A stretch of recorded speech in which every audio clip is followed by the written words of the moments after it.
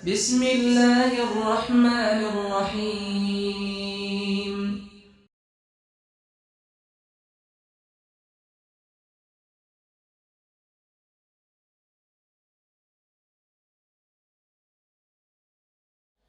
Anda lihat Masjid Haram, kata Allah, pojoknya barat laut, barat daya, timur laut, dan tenggara lambang kekuatan.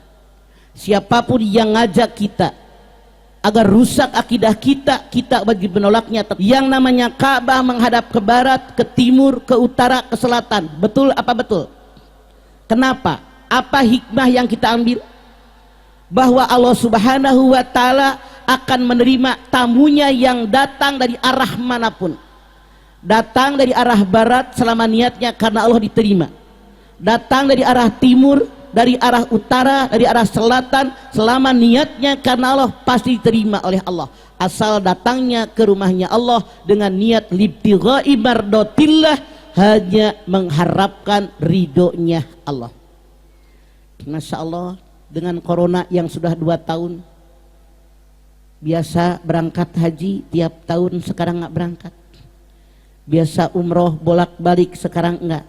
Kita berdoa semoga corona segera ben, pergi pulang umroh. Ada yang 9 hari, ada yang 12 hari, sekarang pakai ada karantina.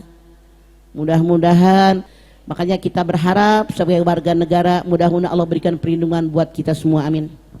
Hadirin, ini yang namanya Ka'bah.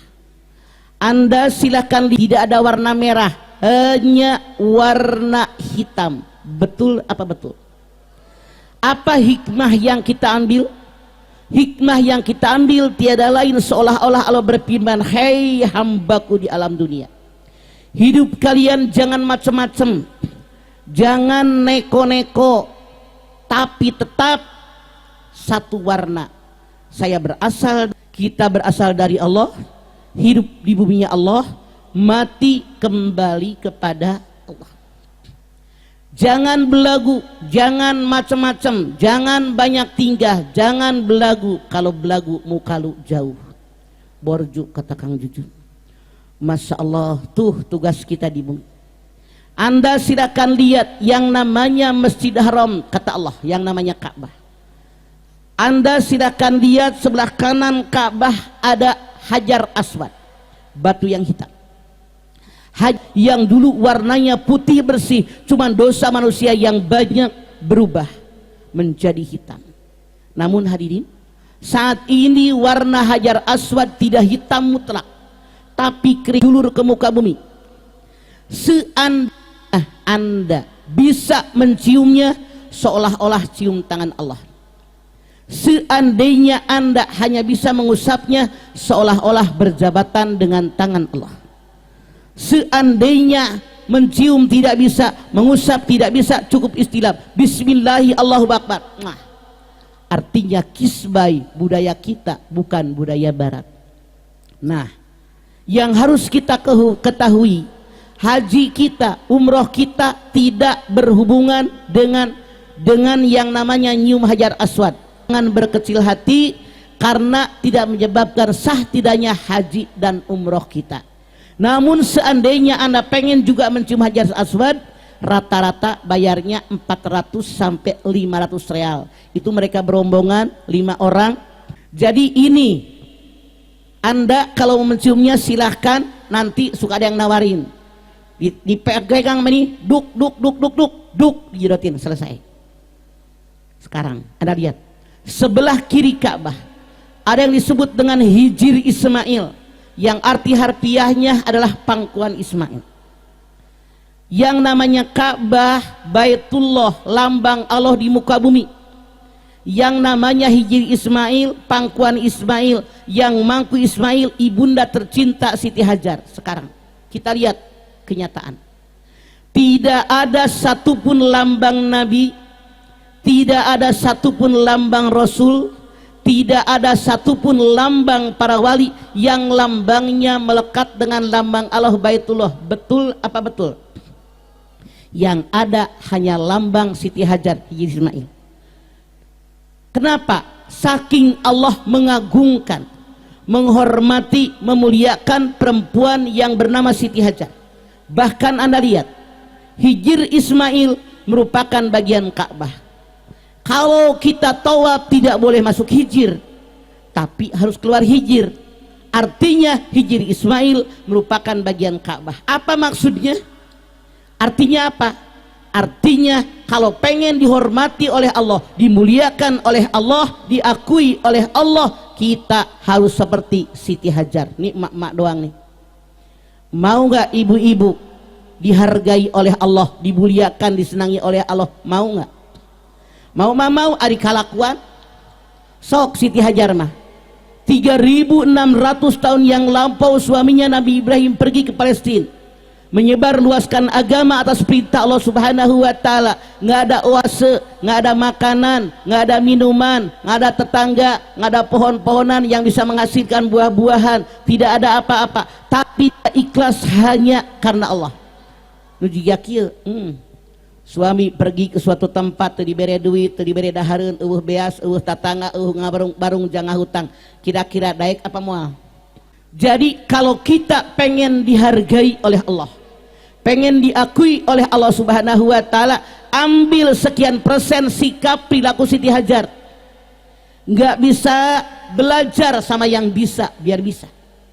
Nggak ngerti, bertanya sama ahlinya biar ngerti. Lamun tinggalin nyusul tah gitu. Jadi dihormati oleh Allah sampai lambangnya melekat dengan lambang Allah. Namun apalagi kenapa Allah menghargai Siti Hajar? Kalau yang namanya kita tawaf gambaran kehidupan di alam akhirat, semua manusia berharap akan bertemu dengan Allah Subhanahu wa taala. Aman kana yarju liqa rabbih falyamal amalan sholihan wala yusrik bi ibadati rabbih ahada. Al-Kahfi 110.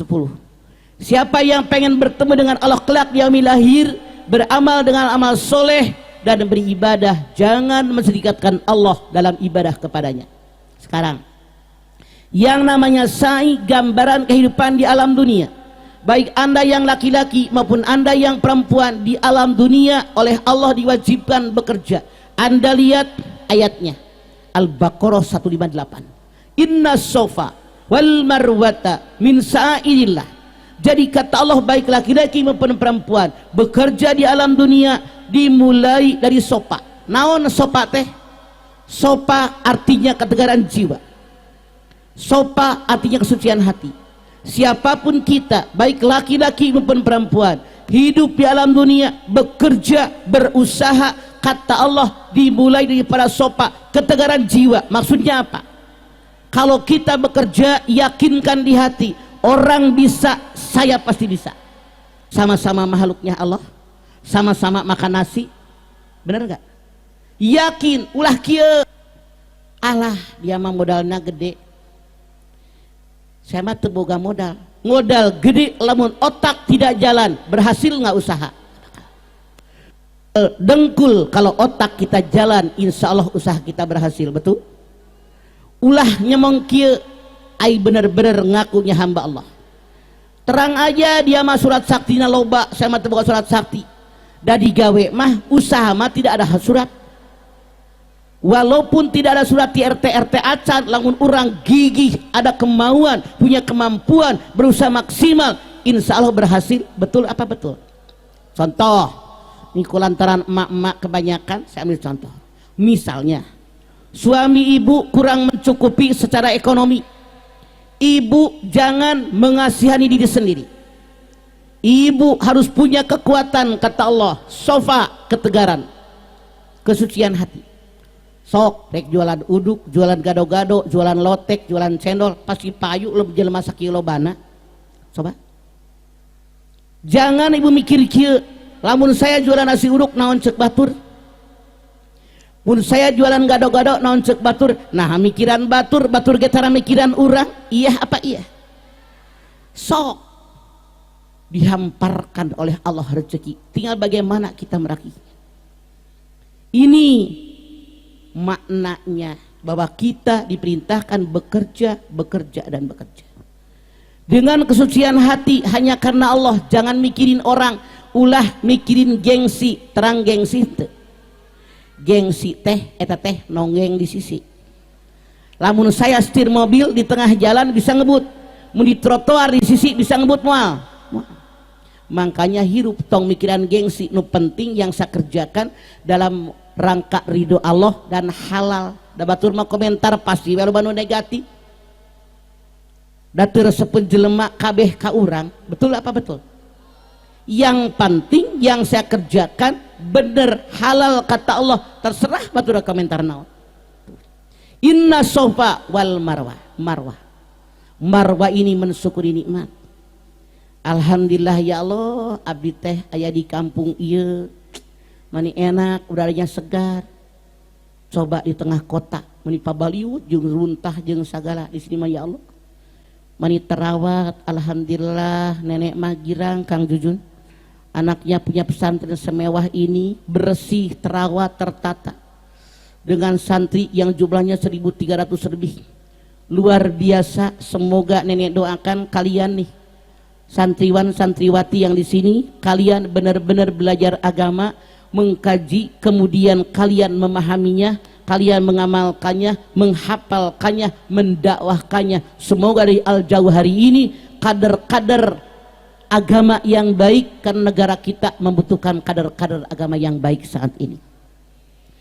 Luar biasa, situasi yang sangat nyaman, mensyukuri nikmat, bersyukur kepada Allah Subhanahu wa taala. Tempat yang indah, tempat yang nyaman dengan pesantren yang megah, yang terawat rapi, insya Allah ini membawa kenyamanan, fresh otak kita belajarnya, ngapal Quran, ngapal ayat, ngapal hadis, belajar agama, masya Allah, jauh dari kesibukan, jauh dari keramaian, masya Allah. Ini luar biasa, ini tempat belajar yang sangat benar-benar dibutuhkan oleh kita yang niatnya belajar karena Allah, insya Allah. Mudah-mudahan lingkungan ini memberikan warna kepada kalian, bahwa kalian benar-benar menikmatinya, mensyukuri situasi yang seperti ini, sehingga ilmu pengetahuan agama baik Quran maupun sunnah Rasul melekat di benak kalian masing-masing dan bisa kita memanfaatkannya buat orang lain. Masya Allah, luar biasa. Senang saya melihat di sini. Luak lieu kadieu enak, kadieu ngablak, kadieu enak, bersih, tanda memang terawat. Dan ini mudah-mudahan bisa ditularkan ke pesantren-pesantren yang lain, karena kalau dulu mah yang namanya pesantren teh santri budug cenah gitu, lantaran kotor, ini mah bersih, insya Allah luar biasa, jauh daripada penyakit. Ini mensyukuri nikmat. Dua, arti marwah adalah menghargai orang lain.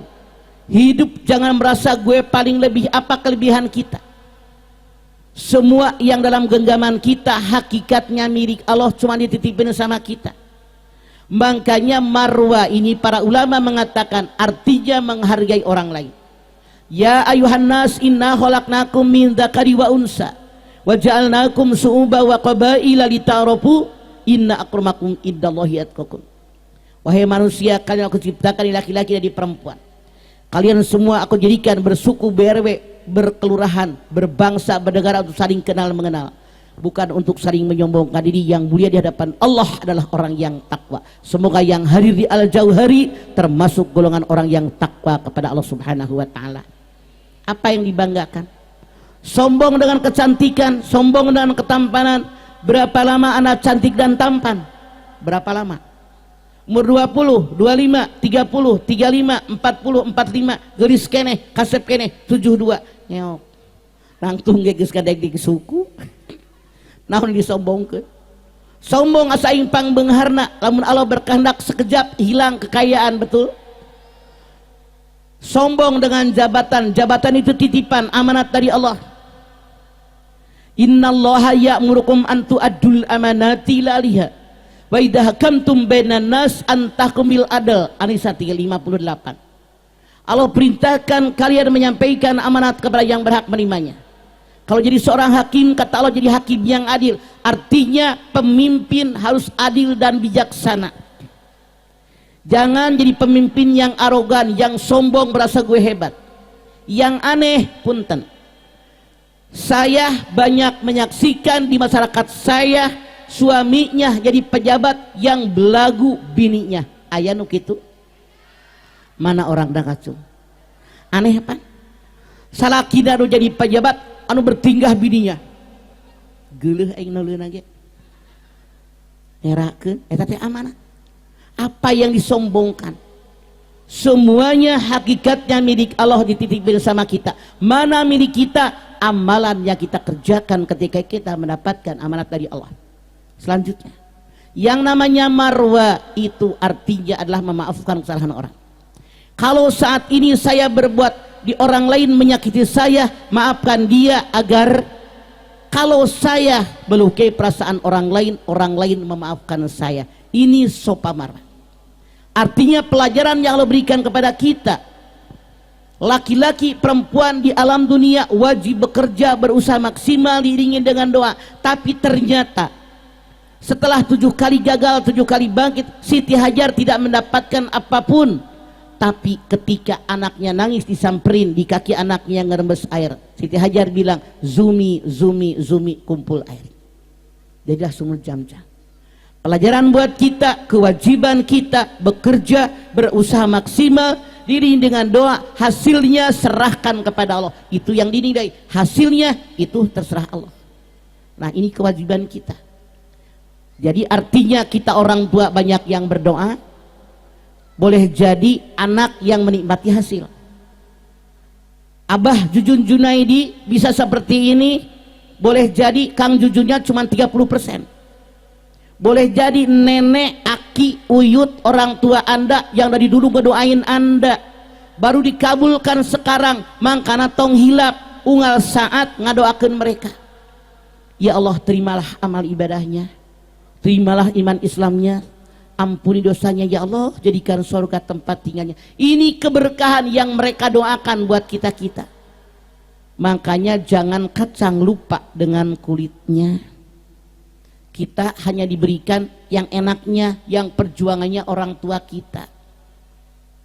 Jangan melupakan orang tua kita, walau bagaimanapun tanpa dia kita bukan siapa-siapa. Nih pelajaran. Kata Allah, minal masjid haram ilal masjid aqsa.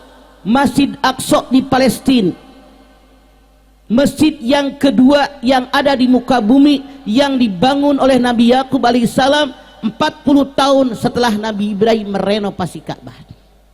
Masya Allah, kalau kita pergi ke Palestina, luar biasa kepikiran oleh kita. Rasulullah ini sampai ke sini. Namun kita sejarah, lihat sejarah Isra Mi'raj Nabi besar kita Muhammad SAW. Ketika beliau setelah dibersihkan dadanya oleh malaikat Jibril dengan Mikail, beliau berangkat mampir di Yatsrib, sembahyang 2 rakaat atas perintah Allah Subhanahu wa taala. Dulu namanya Yatsrib, sekarang namanya Madinah. Pertanyaannya, kenapa Nabi Muhammad SAW mampir di Yatsrib, di Madinah sembahyang 2 rakaat diperintahkan oleh Allah? Hikmahnya naon? Kita lihat dalam sejarah, bukan hanya sejarah, yang kita ambil hikmahnya. 2 tahun setelah beliau di Isra Mi'rajkan oleh Allah Subhanahu wa taala, beliau hijrah ke kota Madinah. Apa maksudnya? Pelajaran yang kita ambil kalau kita mau pindah rumah ke suatu daerah, jangan langsung berendong petong, bawa kasur, bawa ember, bawa kompor, tapi survei dulu tempat yang akan kita pindah. Kira-kira lingkungannya kumaha? Aya masjid teu aya, aya musola teu aya, aya madrasah teu aya, aya pesantren, aya majlis talim enggak? Walau bagaimanapun lingkungan sangat dominan memberikan warna kepada kita. Jangan langsung pindah, survei dulu sebelum datangnya penyesalan. Berangkat lagi dah rombongan kecil ini kemana? Ke Bukit Tursina, tempat Nabi Musa alaihissalam menerima wahyu langsung dari Allah Subhanahu wa taala. Pertanyaannya, kenapa Rasulullah SAW pakai mampir di Bukit Tursina? Sembahyang 2 rakaat. Kita lihat dalam sejarah, Rasulullah SAW istrinya Siti Hadijah meninggal dunia. 3 bulan kemudian pamannya Abu Thalib pun meninggal dunia. Dihibur oleh Allah dengan di-Isra Mi'rajkan. Apa benang merah antara Rasulullah SAW dengan Nabi Musa? Kita lihat sejarah Nabi Musa, semua jamaah Al-Jauhari sudah tahu. Nabi Musa lahir ketika Fir'aun yang mengaku Tuhan punya undang-undang. Kalau lahir seorang anak laki-laki dari Bani Israel, wajib dibunuh. Itu sudah penderitaan musibah yang luar biasa. Namun Allah Subhanahu wa taala memberikan ilham kepada ibu daripada Nabi Musa.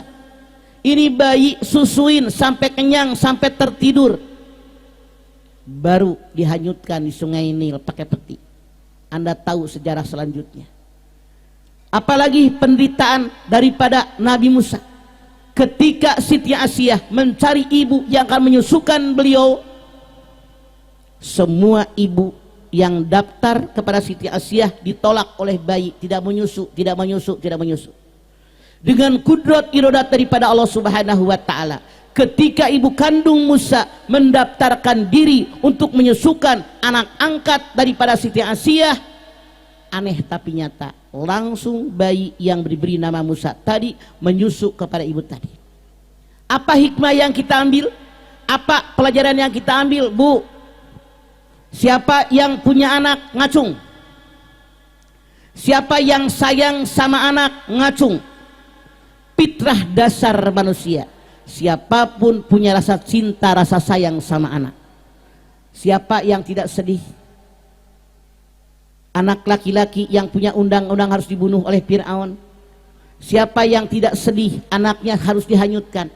Namun ibu ini ngikuti perintah Allah dengan ilham yang Allah berikan kepada benak beliau, disusukan sampai kenyang, sampai tertidur, dihanyutkan. Dengan dia nurut perintah Allah, Allah berikan kebahagiaan, dipertemukan kembali dengan anak kandungnya. Hikmah yang kita ambil, bahwa kita rela berkorban demi anak kita dengan cara berkorban bagaimanapun. Iya kan, Bu? Kita buat anak mah rela berkorban bagaimanapun. Ini pelajaran lagi buat kita. Kita punya kemampuan, kita punya kekuatan.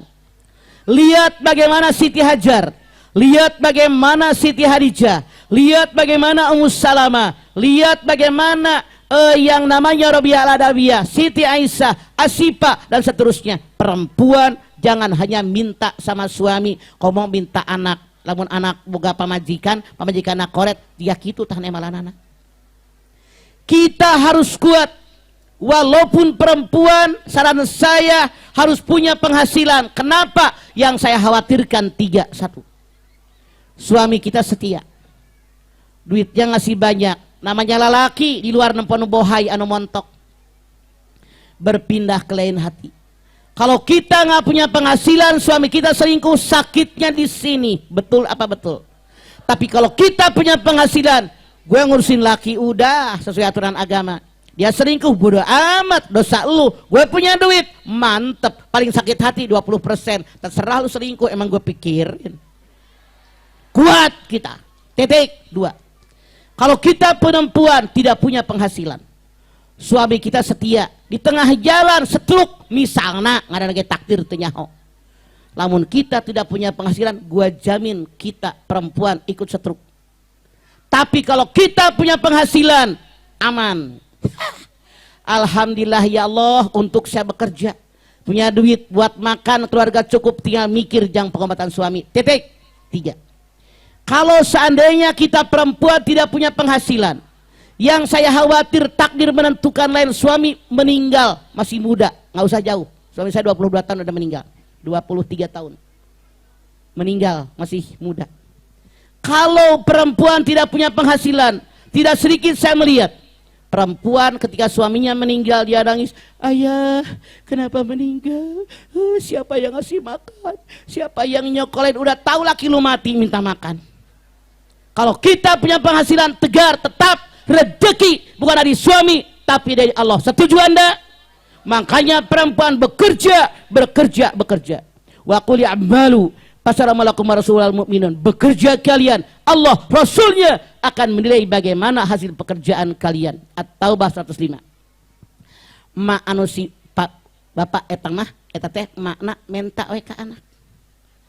Harusnya kita jadi orang tua, mun anak mere dicokot teu mere piraku, kudu mikir ari eta mah menta wae meureun mana teu begaweun duit. Anakna teu ngartieun. Da kudu mah anak teh kudu ngarti bakti ama orang tua nomor 2 setelah ibadah kepada Allah. Wa'budullaha wa la tusyriku bihi syai'an wa bil walidaini ihsana. Habisnya mah Allah bakti sama orang tua. Kalau kita punya rezeki pun orang tua yang dikasih duluan. Anda lihat Al-Baqarah 19. Yas'alunaka madza yunfikun kul ma anfaqtum min khairin falil walidaini wal aqrabin wal yatama wal masakin. Apakah yang terbaik buat orang tua dulu? Keluarga dekat, keluarga jauh, anak yatim, fakir miskin. Jadi hadirin sekalian dengerin saya ngomong. Kalian punya duit yang pertama dikasih emaknya. Emaknya yang nyari duit. Diurang malobanu aneh. Pamajikan kasalon hayang herang glowing cenah muncul ayeuna mah. Pipina puluhan juta, mertua bengek tiba-tiba ke rumah sakit. Tanu sering ngaku. Kudu mikir.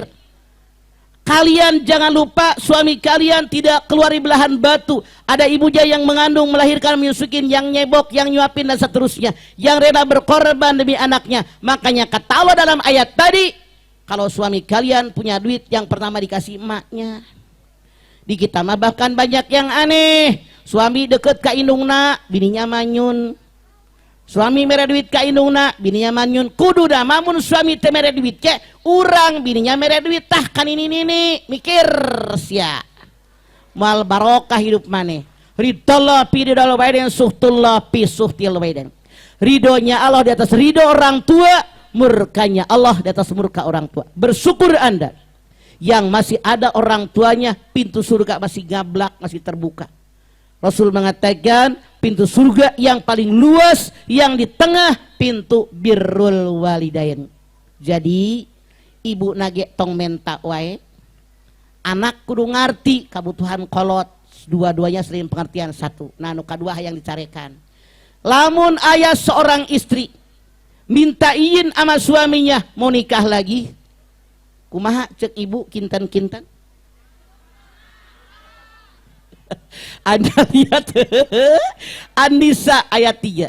Pankihu ma tabarakum minan nisa'i mata wa tulata wa ruba punten sadayana di pesantren. Ini ayat bukan perintah. Ini ayat bukan juga anjuran, tapi lihat asbabun nuzulnya dulu. Orang Timur Tengah, orang Arab kalau punya istri ada yang 20, 30 bahkan lebih. Dengan turunnya ayat ini Allah membatasi kalian kaum laki-laki maksimal punya bini 4. Bukan perintah, bukan anjuran. Anda lihat kelanjutannya. Pain hiptum Allah ta'dilu pawahidatan. Kalau kalian tidak bisa berbuat adil cukup satu orang. Lamun pamajikan hiji teka paraban, nah mereka kawin deui mikir si arek dibere naon anak batur. Geuleuh ngadengen-agenan. Kecuali kalau Anda punya kemampuan bisa berlaku adil, papan, pangan, waktu, kasih sayang nggak bakal bisa kata Allah. Tapi seandainya ada yang lebih kamu cintai, lebih kamu sayangi, jangan tunjukkan di depan mereka, yang lain akan sedih dan sakit hati. Jadi dalam aturan agama Islam, kalau Anda kaum laki-laki akan menikah lagi, tidak ada syarat, sekali lagi, tidak ada syarat izin dari istri yang pertama. Koma can rapih cicing tong nemalan maneh heula. Tapi di negara kita punya undang-undang PP 10. Kalau seorang suami akan menikah dengan perempuan yang kedua, yang ketiga, syaratnya sekali lagi wajib ada izin tertulis dari istri Anda yang pertama. Pertanyaan yang ngalir ka dieu. Hei bapak-bapak, beranikah kalian minta izin tertulis dari istri Anda kalau Anda mau nikah? Berani apa tidak? Jawab. Silahkan kalau berani. Oke. Jadi silahkan. Makanya Kang, saya bersyukur kepada Allah, suami saya nggak bakal nikah lagi. Udah meninggal 23 tahun yang lalu. Silakan nomor berikut. Dikasih kaki 3 dikasih belum? Oke. Silakan yang lain, Mangga. Mangga. Berdiri, mic-nya mana tadi? Mangga. Salam Mama. Waalaikumsalam. Saya bangga dapat pasawang-sawang wajah sama Mama. Cie gaya. Saya harapkan Mama jag-jag salawasna. Alhamdulillah. Saya paham ini. Mama dah maparkan apa yang Mama paparkan. Saya paham. Dan pananya paman saya masalah nama garwa. Apakah kalau garwa ngalarang ka bapana kagak kabawa kana bab garwa yang kawalat sama yang kawasa? Wassalam. Waalaikumsalam. Tadi omnya, sekarang ponakannya. Sarua nu ditanya, neruskeun hayang dicarekan. Cenah kieu, kalau seorang istri melarang suaminya untuk menikah kembali, apakah dia berdosa? Suami mikir heula, geus kaparaban acan. Papan, pangan, kebahagiaan, waktu sudah cukup nggak? Kalau Anda merasa sudah berlimpah luah isi yang pertama, cukup buat yang kedua, silahkan Anda bergerak. Tapi seandainya satu ge teu kaurus, rek jadi naon keluarga. Alhamdulillah mamah saya paham. Ya. Saya dah nanya, mamah dah jawab. Saya nanya ke mamah dapat pahala sawadah. Alhamdulillah, dadah.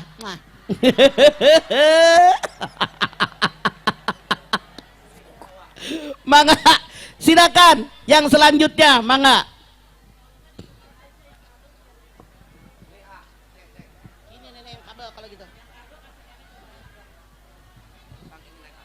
Cek cek cek cek. Biar dua kiri kanan. Silakan, mangga. Ya. Assalamualaikum warahmatullahi wabarakatuh. Waalaikumsalam warahmatullahi wabarakatuh. Curhat dong, Ma. Iya dong, Cek. Saya mau lanjut dari Bapak Ustadz yang barusan. Ditantangin, Kang. Ya, kata Mama dalam surat An-Nisa, pangkihu matobalakum minanisai wasna wasulasa waruba'a. Bagaimana, Ma? Kalau begini, suami yang minta poligami, apakah itu udah tentu yang mempoligaminya akan masuk surga atau gimana gitu? Jaminan surga itu milik Allah. Kewajiban kita mengerjakan perintah Allah, menjauhi yang dilarang oleh Allah. Tidak ada jaminan. Kalau Anda sebagai seorang istri, ketika suami Anda minta izin akan menikah lagi, Anda mengizinkan. Sekali lagi dengerin saya, tidak ada jaminan surga. Itu hadis dikarang oleh suami centil. Tapi mah punten aya paripaosna cenah istri anu kersa dipoligami teh jaminanana surga. Eta anu paripaosna lalaki anu ganjen. Oh gitu. Nu centil. Tanya Kiai Jujun, eueuh da ayat hadis nu kitu moal eta ngararang we ta mangna jeung ponakanana. Eueuh maneh mah aing ge nini teu nyaho. Punten mah hiji deui mah punten. Naon? Supados ya kanggo mengatasi kan ayeuna teh Covid teh makin meningkat. Kata pengadilan agama, bukan hanya wabah saja yang makin meningkat, tapi wabah janda dan duda juga semakin meningkat, mah. Kenapa? Karena manusia tidak terima musibah, tidak menerima kenyataan. Dengan corona yang sudah 2 tahun masuk tahun yang ketiga, ekonomi kita hancur, betul apa betul? Banyak perempuan yang menerima suaminya di PHK, makanya saya udah bilang tadi dengan 3 cara. Banyak laki-laki yang emang geus mah di PHK kulantaran kantorna tutup, geus mah di PHK pabriknya hancur. Harusnya mikir hidup di alam dunia rezeki mah ada, asal bertakwa. Wa may yattaqillaha yaj'al lahu mahrajan wa yarzuqhu min haitsu la yahtasib. Bukankah kita hidup dijamin oleh Allah? Wa ma min dabatin fil ardi illa 'ala rizquha wa ya'lamu mustaqarraha Pamustaudaha kullun fi kitabim mubin. Hud ayat 6. Orang yang hidup di alam dunia dijamin rezekinya. Allah tahu tempat penyimpanan mereka, Allah tahu tempat tinggal mereka, semua jelas dalam kitab Lauhil Mahfuz. Kalau dibilang yang makin banyak duda janda, itu terserah, mereka punya pilihan. Harusnya kita berpikir, apakah dengan cara bercerai, memilih jadi janda, memilih jadi duda, apakah ekonomi akan naik? Belum tentu. Harusnya diatasi bersama-sama.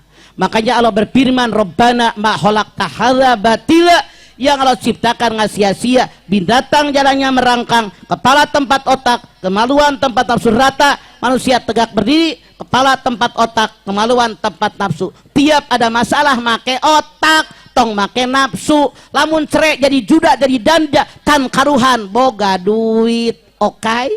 Ya. Begitu. Terus mah Sok. minta solusinya bagi jamaah kaum hawa supaya tidak tergolongkan yak purnal asir. Bagaimana solusinya? Terima kasih, Ma. Subat tidak tergolongan naon, Cek? Yak purnal asir. Apa itu kan?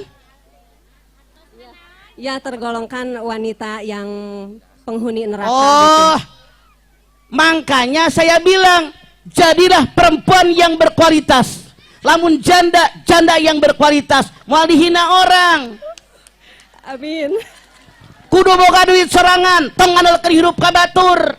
Ieu mah daek dipiara ku salaki batur nu penting bawa duit. Ari otak sia di mana? Rezeki dihamparkan oleh Allah, jadi perempuan tong dihina, pedah naon dihina karena orang napatas terhina. Jadilah janda begini nih, kuat sok. Assalamualaikum warahmatullahi Tong meng pelehe manesia, rugi. Naon, mangga? Terima kasih, Ma. Ya. Mama, Naon? tadi terus 3 kali tati, hoyong ka mama, hoyong Sok. abi teh meni asa binga, patepang sareng mamah di dieu. Ih, ada anak saya Kang Jujun ngadang ka dieu. Dai di Indosiar mah abin teka bedag da tebih. Di Indosiar mah dari daftar sampai dipanggil 3 tahun setengah.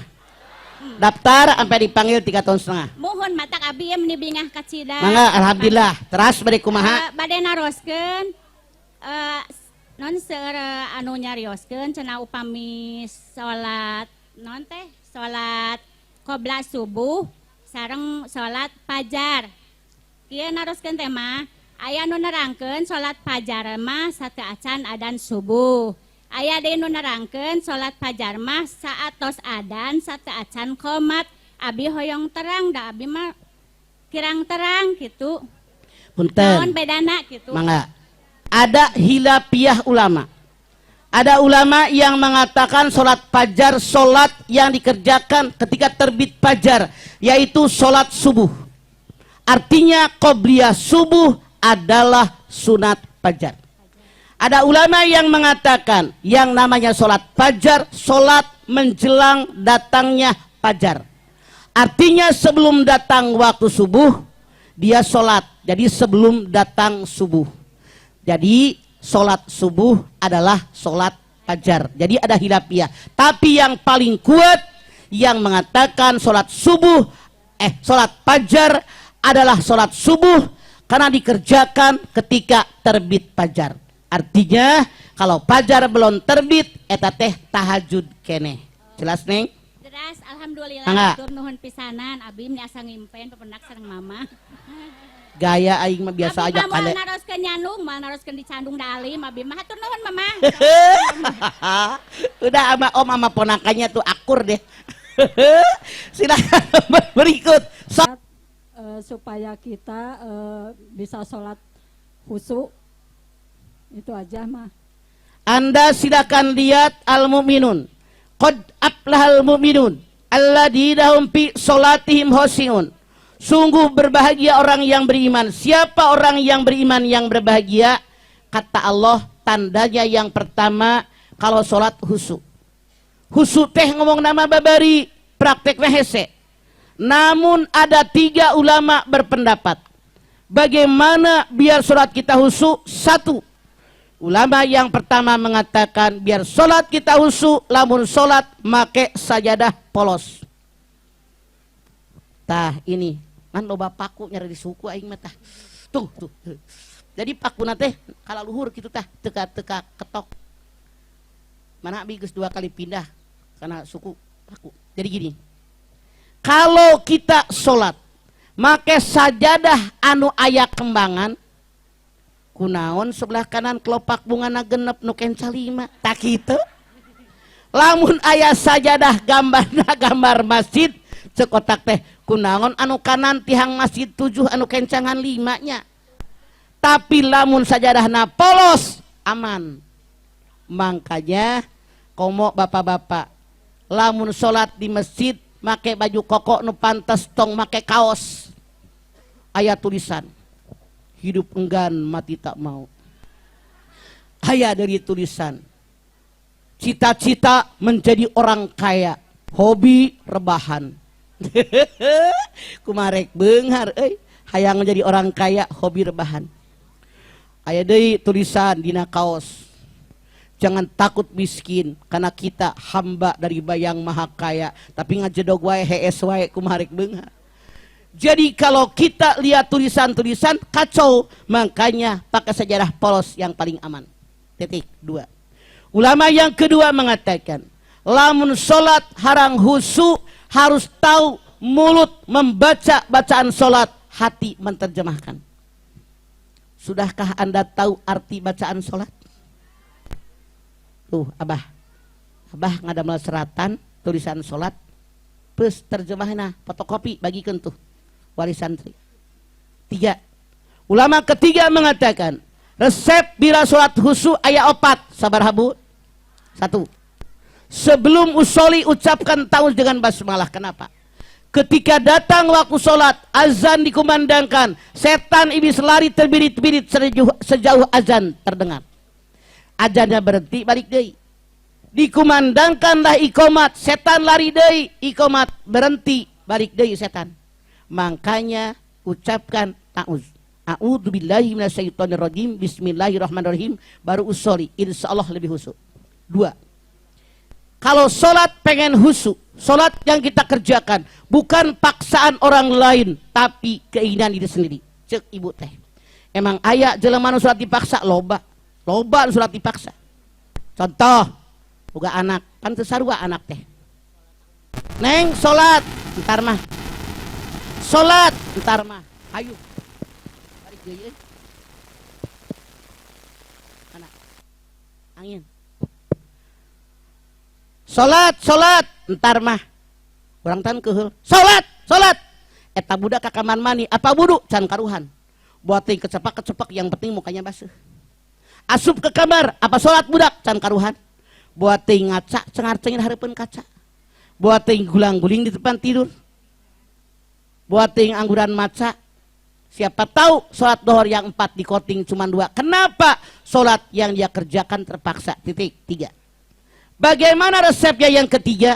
Sebelum sholat, selesaikan segala sesuatu yang meragukan kita dalam sholat. Contoh, pulang ngaji, lohor. Lapar, kacida. Saya tanya ibu sarerea, rek sholat heula, rek dahar heula. Dari kedipnya ketahuan tukang dahar juga uing sarua. Tapi, walaupun sangat lapar, seandainya waktu sholat tinggal sedikit mepet, tetap sholat heula. Kenapa? Setan menggoda manusia dalam sholat dari ujung pala sampai ujung kaki. Sok sagala anu leungit mun sholat kapangih. Iya apa iya? Ibu tadi ke pasar, ke warung, ingat dina dompet aya kembalian 83.000 misalnya. Kulantaran inget langsung ngaji ke Al Jauhari, poho tak dompet di mana aing malah dekeuna teu nanaon lah ka pasar lempang ieu jalan. Nepi ka ayeuna can kacipta di mana tak dompet. Sok salat. Pucung kula setan. Tati ye uing dompet ye di rak piring.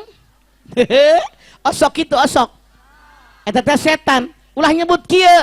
Tu ari salatna Gusti Allah ngawejaan, lain Gusti Allah tati eta teh setan. Amit tati sholatnya terburu-buru. Dari sholat masa gara-gara kaingetan, sok. Naon leungit kapangih, ngagoreng lauk teu na meja. Ngeong. Ya Allah Gusti, aing mah tita tadi ngagoreng lauk di dahar ucing geura. Bari sholat bari mikiran kumaha carana ambil lauk salamet, sholat salamet. Datang ilham. Bismillahirrahmanirrahim. Alhamdulillahirabbil alamin waladdallin. Bismillahirrahmanirrahim. Qul huwallahu ahad, Allahus samad. Salat jalan kucing di gusrah. Jadi kalau marikeun tah lauk ece, amih teu salat bari mikiran. Titik nu kaopat. Lamun salat hayang husu, salat yang kita kerjakan tujuannya 1, libtigha'i mardatillah, hanya mengharapkan ridhonya Allah. Itulah diantaranya biar sholat kita husu. Mangga salat jengna aya keneh, mangga. Assalamualaikum warahmatullahi wabarakatuh. Waalaikumsalam warahmatullahi wabarakatuh. Curhat dong, Ma. Ya dong, Ce. Pamagetnya. Mangga sayang sok. Tepangkeun nama abi teh santri di dieu. Mohon, mangga Cep. kawitna Cici Anjur Selatan. Mohon. Bade tumaros ka mama kan abis selaku anak, begitupun punya adik 2. Bagaimana kan orang tua itu kadang suka ada masalah dengan hal yang sepele kan, kadang gitu, kadang masalahnya teh kan abdi teh kelas 12 kan cenah kan aya kadang benten kahoyongna teh ieu cenah ka dieu, ieu ka dieu, kadang ribut eta. Ora solusi orang sebagai anak teh kumaha cara mengatasi nate bade ieu kitu, bilih lepat bilih kumaha bisinya nyahoanan gitu. Kumaha kinten-kinten. Oke sayang, nih nenek kasih tahu ya. Tidak ada satupun manusia hidup yang tidak punya masalah. Wa nabluukum bisari wal khairi fitnah wa ilaina turja'un. Semua manusia dapat ujian musibah yang buruk, musibah yang baik, kepada kami kalian kembali. Artinya oleh Allah kita diberikan musibah yang buruk, musibah yang baik untuk diatasi, diselesaikan, karena kita bertanggung jawab di hadapan Allah dengan apa yang kita lakukan di dalam mengatasi masalah. Kenapa manusia diberikan musibah? Jawabannya Anda lihat Al-Muluk ayat 2. Alladzi khalaqal mauta wal hayata liyabluwakum ayyukum ahsanu amala. Kata Allah, siapa yang terbaik amalannya? Yang namanya urusan orang tua, anak kecil, baru yang namanya kelas sabara tadi kelas 11 ya? 12. Itu tidak tahu ceritanya. Orang yang berumah tangga dengan anak-anak tidak tahu cerita. Nenek sarankan saya, gak usah dipikirin. Biarin urusan mamah, urusan ayah. Cuman ayah punya pendapat yang berbeda, mamah punya pendapat berbeda, tapi kamu tidak usah khawatir. Ternyata survei membuktikan kamu masuk di pesantren Al-Jauhari yang bagaimana pernikahannya kita tadi mendengar dari orang tua murid. Jadi jangan berkecil hati. Tidak ada satupun manusia yang tidak musibah, yang tidak kena ujian, yang tidak kena masalah. Jalani kehidupan, diatasi, jangan lari dari kenyataan. Alhamdulillah bersyukur, mantap di sini bimbingan Kiai Jujun dengan guru-gurunya yang hebat. Kamu dibimbing, diserap, tempelkan di benak, amalkan dalam kehidupan sehari-hari sambil mohon kepada Allah semoga masalah orang tua bisa diselesaikan. Banyak berdoa kepada Allah karena doa orang yang terdekat itulah yang dikabul oleh Allah Subhanahu wa taala. Ada 3 doa yang tidak akan ditolak. Yang pertama, doa orang tua buat anaknya. Yang ketiga, doa sapar. Yang ketiga, yaitu doa orang yang teraniaya. Anda sedang sapar, sedang nyari ilmu, berdoa, insya Allah dikabul oleh Allah Subhanahu wa taala. Ud'uni astajib lakum. Bagaimana yang namanya doa, syaratnya wajib terpenuhi. Anda silakan lihat Al-Baqarah 186. Wa idza sa'alaka ibadi anni fa inni qarib ujibu da'watad da'i idza da'an falyastajibu li wal yu'minu bi la'allahum yarsudun. Muhammad, kalau hambaku bertanya kepadamu tentang aku, jawab, aku begitu dekat dan sangat dekat. Aku akan mengabulkan doa bagi siapa yang berdoa kepadaku. Syaratnya falyastajibu li wal yu'minu bi. Ikuti perintahku dan beriman kepadaku. Biar doa kita dikabul ya, kata Allah. Ikuti perintah Allah, hindarkan yang dilarang oleh Allah, lalu beriman kepada Allah. Allah itu mengabulkan doa tergantung yang berdoa. Dalam hadis qudsi Allah berfirman, ana inda dhanni abdi bi wa ana ma'ina yadkuruni fa in dzakarani fi nafsi dzakartuhu fi nafsi. Kata Allah, perlakuanku kepada segenap hambaku tergantung persangkaan mereka kepadaku. Apa maksud hadis qudsi ini? Kalau kita yang berdoa kepada Allah punya keyakinan doa saya dikabul oleh Allah Subhanahu wa taala, syaratnya terpenuhi, insya Allah dikabul. Nih, titik. 2. Kalau kita yang berdoa ragu-ragu, dikabul enggak? Dikabul enggak? Kata Allah yang berdoa juga ragu-ragu, ngasihnya ragu-ragu. Titik. Yang 3. Kalau kita yang berdoa rasanya mau dikabul, masalah itu selesai, mau selesai. Makanya yakinkan di hati, penuhi syaratnya, insya Allah apa yang kita minta diberikan oleh Allah kepada kita. Namun kalau kita berdoa, jangan meminta yang saya inginkan, tapi yang terbaik buat saya. Kenapa? Anda lihat Al-Baqarah 219. Wa sa'an takrahu syai'an wa huwa khairul lakum wa sa'an tuhibbu syai'an wa huwa syarrul lakum wallahu ya'lamu wa antum la ta'lamun. Al-Baqarah 219. Sesuatu yang kamu benci boleh jadi baik buat kamu. Sesuatu yang kamu sangat menyukainya boleh jadi jelek buat kamu. Allah tahu kebutuhan kalian, kalian tidak tahu apapun. Yang namanya ujian harus lulus. Kalau sudah lulus, harkat derajat kita di hadapan Allah pasti naik, insya Allah. Oke, silakan yang lain. Tos mah seueur teuing. Oh, enggak, sok. Mah, ieu pertanyaan sadaya mah meureun dugikeun ka jam sabaraha mah. Mangga telangkung. Baik hadirin sekalian, ini yang bisa saya sampaikan. Mudah-mudahan ada manfaatnya. 2 jam 20 menit. Tuh, Lami teuing saur Kang Jujun. Sanes hawatos ka mama. Teu naon, mama enjoy aja. Mama enjoy Baik pas hadirin, baik. punten. Urang terakhir. Masih ada sisanya odol. Tangkep. Ya.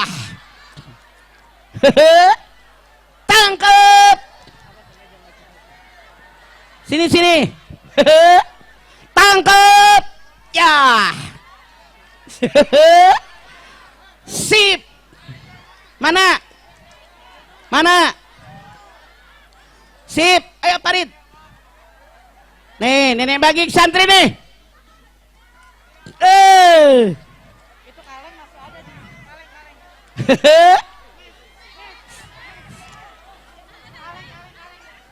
Sip. Tah.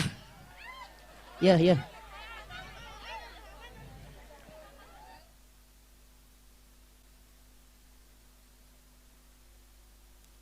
Duduk lagi. Dari lubuk hati yang paling dalam, saya mohon maaf yang sebesar-besarnya. Billahi taufiq wal hidayah. Al-afu minkum. Wassalamualaikum warahmatullahi wabarakatuh. Salam.